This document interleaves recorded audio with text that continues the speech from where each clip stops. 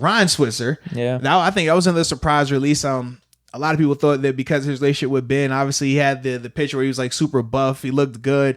Thought There were a bunch of reports coming out of camp. Switzer's impressing everyone. So I was surprised with that. We talked a little bit off the mic. I was definitely surprised with that one. But apparently if they brought in this dude McLeod, who's going to be Ray McLeod, crazy good return specialist. We'll see how good, but I think that was going to be Switzer's role initially. Just like, hey, we got some like a safety returner, who's like, all right, he can have sure hands. Yes, very true. Because if you look at receivers, if you're ever going to go 5 wide, because there's definitely 4 receivers above Switzer. If you're ever going to go 5 wide, I'd still put Ebron out there. I'd still probably put James Conner out there. I would too, yeah. And how many times are you even going to go 5 wide? So I don't know what his role was going to be from a receiver standpoint. Because as a punt returner, you're not putting him over Deontay Johnson. No. But I think the only reason, though, is like if Deontay fumbles something or muffs something, then you want to get Switzer out there. And I know some of the reports initially, too, were that with Deontay Johnson having a bigger role as a receiver, they didn't want him to be the main returner and being potentially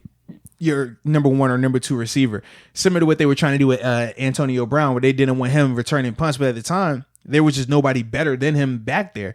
So it's like, you're going to put that guy out there because of what he can do, and it worked out. So with Deontay, I think they're going to take a similar approach with him.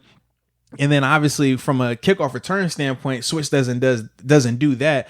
And you still have Ray McLeod, who if they like him, that's the thing. If you like him better than Switzer's returner, that's why the thing is, you would keep him over Switzer. Well, and the thing too, even with Ray, it's still not a guarantee that he's going to be the main returner, because Anthony McFarland, they're going to have him returning as well. But with Ray, he does add more stuff from a special teams element right now than what Ryan Switzer necessarily does in that standpoint. So I think that plays into it as well, man. So, trust management. I was a little surprised also that knowing that you have the 7 additional practice squad spots, that Switzer wasn't one of those guys. Now, it was reports that he didn't want to come back as a practice squad guy. Really? I don't know how accurate it is, but they definitely, that was floating around a little bit as well, which I could totally understand. I mean, if you've been a guy that's played and been on active rosters, to go back to practice squad, especially in a year like this year where it's a one-off, because this is not normal. I mean, the normal practice squad rules are you can't have more than 2 credited seasons to make the practice squad.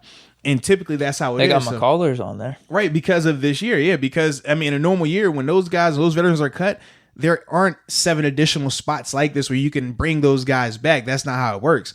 So in this year being a one-off, that's why you're seeing guys like Dan be on the practice squad. Or even a guy like Wendell Smallwood, he's on the practice squad. But with Ryan Switzer, I can understand, like, if you feel like it's disrespectful, you feel like you're above practice squad, because if you played in this league, man, for multiple years, yeah, you know how hard it is to stay on an active roster. You know what it takes. And yeah, to go backwards to be in a practice squad, I mean, that's like, hey, you were the store manager, now I'm going to make you just a regular shift manager, or your regular employee right now. You're like, nah, I don't want to do that. Like, I'm used to this, not only from a pay standpoint, but from a play standpoint, preparation standpoint. I don't want to go back to that. So that could be playing into it as well. I mean, it's very unique. Like I said, because this is a one-off year.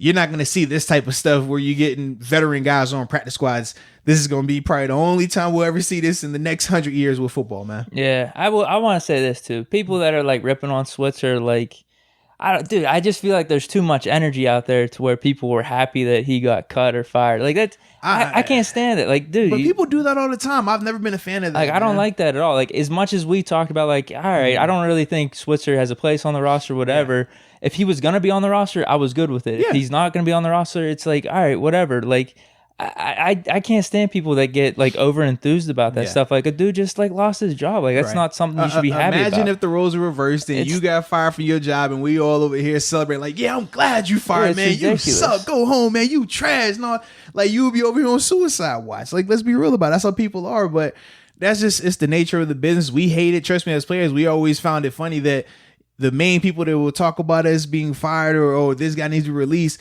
you'll be the same person over there asking for an autograph for a picture if you saw this person. Like, it's not cool. It's not cool at all. But that's why we don't do that, because we set the standard. We gonna do it the right way, baby. You know what I'm saying? Standard. That's what we do.